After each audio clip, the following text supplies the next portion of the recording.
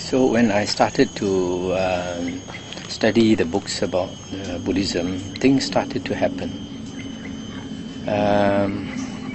Basically the Buddha's teachings talk about anicca, dukkha, anatta, impermanence, suffering, and no self. And I started to see death. It happened within a span of 2 or 3 years. About 5 people, I witnessed the dying of 5 people. One was a worker in my office, a Malay worker. He had cancer, so he went for radiation therapy. And I saw him become thinner and thinner and thinner. And after that he passed away. And the second person was also a Malay worker. He had bought a motorcycle from an office mate. And the first morning he used it. He went about 7 o'clock. He went to the mosque to pray. When he came back from the mosque, on the road, he was hit by a lorry from behind and dragged along the road. And so he died. So when I came to office at 8 o'clock, I heard from the office mates that he had died. So I brought the office mates and we went down to the town general hospital, which was about 10 miles away, to see. And they brought along the grandmother because they needed somebody to identify the corpse. And we know that Malays, when they see their dead, they're not supposed to cry. But when the grandmother saw this grandson all scraped, she just burst out and she cried, "Choo-choo, choo-choo," which is grandson, grandson. And she cried and cried. So we were all very touched. That was the second incident. Then the third one was also a Malay worker. We were servicing the plants at the sewage treatment plant. And they were working and I was walking around looking at them. And then one of these workers, he was about 50 years old, a very strong guy. He went to one corner and squatted down, and was clutching his heart like this. So I saw that he wasn't well, so I left him alone. Half an hour later I looked at him, he was still in that corner, clutching, squatting. And about 40 or 45 minutes I went to see him and I asked him what's wrong. And he said, "Sakit, tuan, sakit," which means pain, clutching his heart. He was in a cold sweat, so I knew it was a heart attack. So I asked him whether he could walk. He said yes. I asked him to walk into that room and lie down. Then I phoned the army doctor, and it took about 15 minutes for the army doctor to come. And then after examining the guy, he said it's a heart attack. He said he needs to go. He needs to get an ambulance and send him to the hospital. So we had to wait about half an hour for the ambulance to come. And then the ambulance sent him to the hospital, which was about 10 miles away. Unfortunately, the man who carries the stretcher is somebody who's acquainted to him. So they started to talk and chat. And after a while, he must have sat up to talk with this man. When you sit up, the heart has to pump up and down. So by the time he reached the hospital, another attack came and he just passed away. After that, his family, they were staying in the government quarters. We had to ask them to leave. But out of compassion, we allowed them to stay another 3 months. After that, the wife came out. The villagers built a wooden house to stay and she had to sell cakes to survive. That was another lesson in life for me. So that was the third person to die. The fourth one was in this military camp.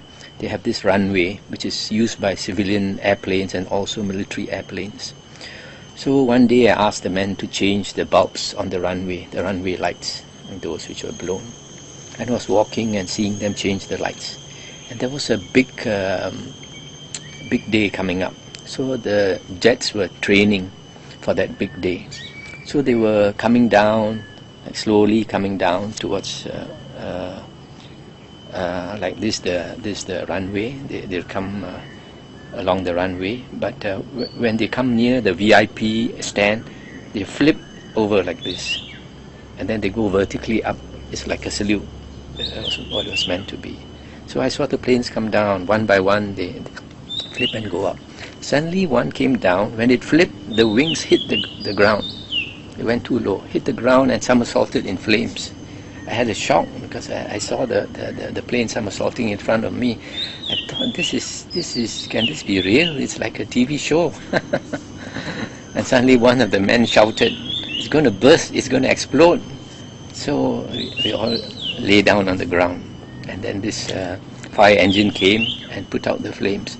Before the fire engine came, when the plane was burning, I had a very difficult emotion. You know that somebody needs your help in that plane, but you dare not go near because any time it can explode. So you had this very difficult feeling there.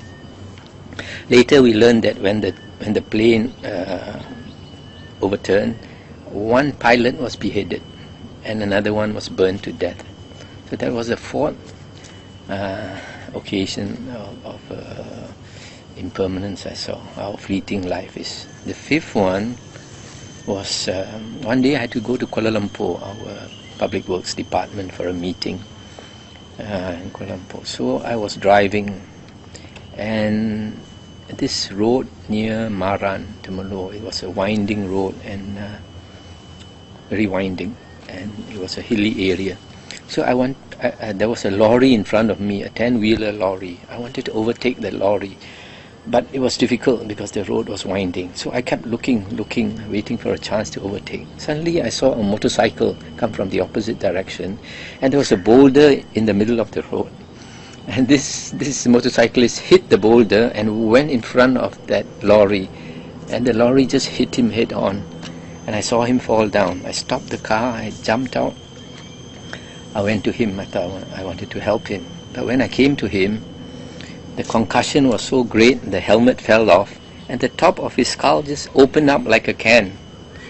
And I saw him twitching there like a dying rat. I could see the white brain turn red, and the blood was oozing out, and this guy was dying, twitching. I couldn't do anything. I just stood there and did some chanting for him. And so this lorry guy stopped his lorry, and then he came back. And when he saw this, he had a shock. He tried to explain to me that it wasn't his fault. I just ignored him. I nodded my head and mentally continued to chant. And then he drove off. After he drove off, I realized I didn't even take down his number, the lorry number. So after that, this person died. At that time, 1970 something, the road was very lonely. They didn't find petroleum yet on the East Coast, so not many people went along that road. And by the time this person died, no other car came. So I had to drive to the nearest town, which was about 5 miles away, and make a police report. And probably this happened quite often. The police were not excited. So they asked me to go on my way, and they said they'll pick up the body. So that was 5 deaths. Made me see impermanence so clearly that it kind of forced me to become a monk.